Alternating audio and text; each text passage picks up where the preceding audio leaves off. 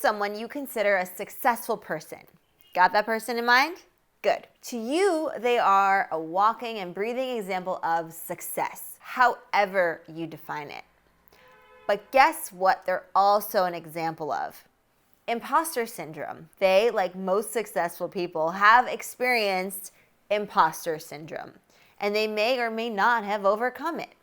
So today I'm sharing with you how to overcome imposter syndrome at work. Let's get after it.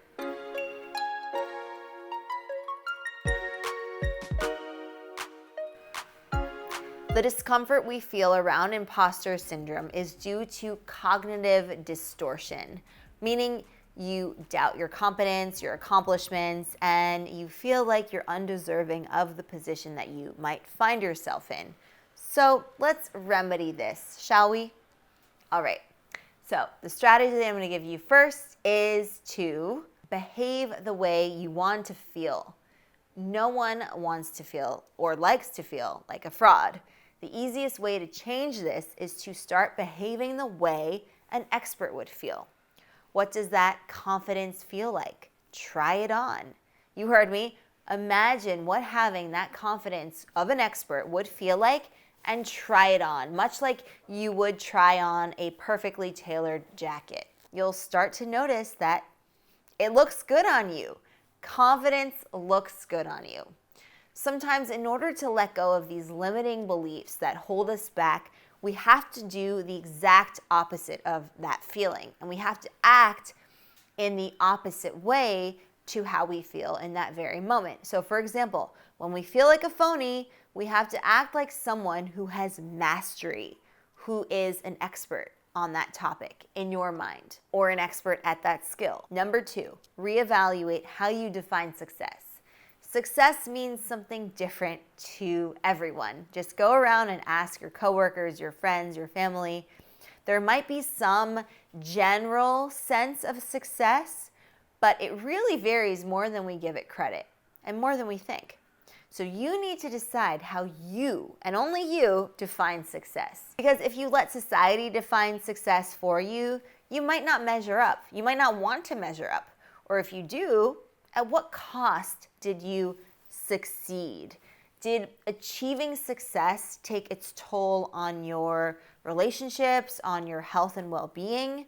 Is it really worth it? Was it really worth it? So to save yourself the headache, both literally and figuratively, I want you to think about the meaning that you ascribe to the word success. Because imposter syndrome feeds off of the desire to be successful, and it's fueled by the fear of not measuring up to the expectations that others have or that we ourselves have of how to obtain that success. So when you define success on your own terms, you're going to start to notice that you're no longer letting imposter syndrome have its grip on you and your self-worth. So definitely consider that exercise.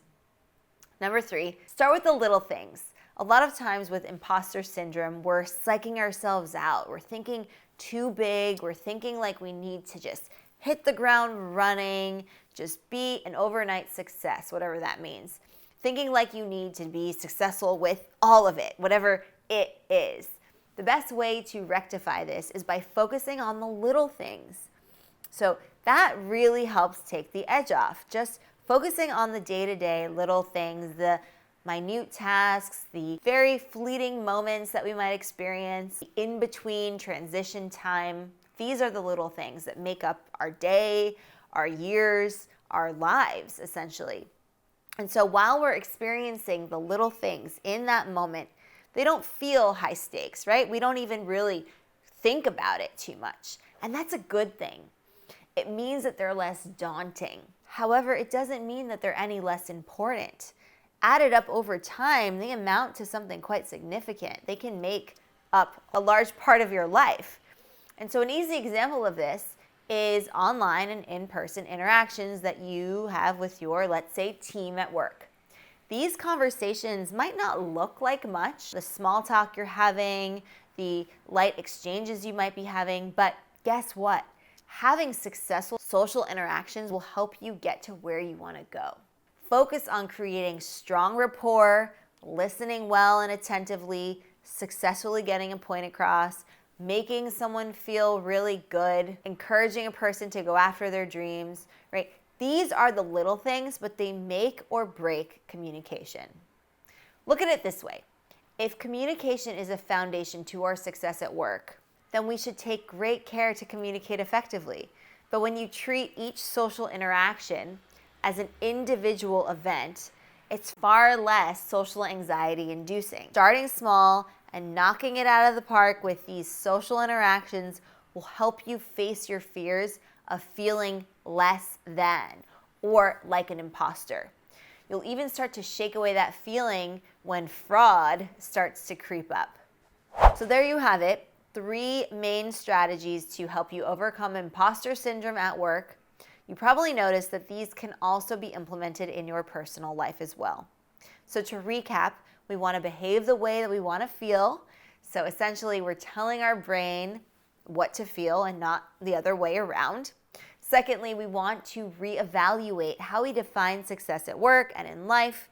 Instead of borrowing society's definition or letting someone else define it for us, we're instead searching within us and deciding and allowing ourselves to decide what success looks like to us. And for everyone, that's going to be individual. We all have different views on that, so to each their own with this. And lastly, find success in the little things, the in-betweens, the transitions that make up a day, a lifetime, that make up relationships, right? It's those little things that really count.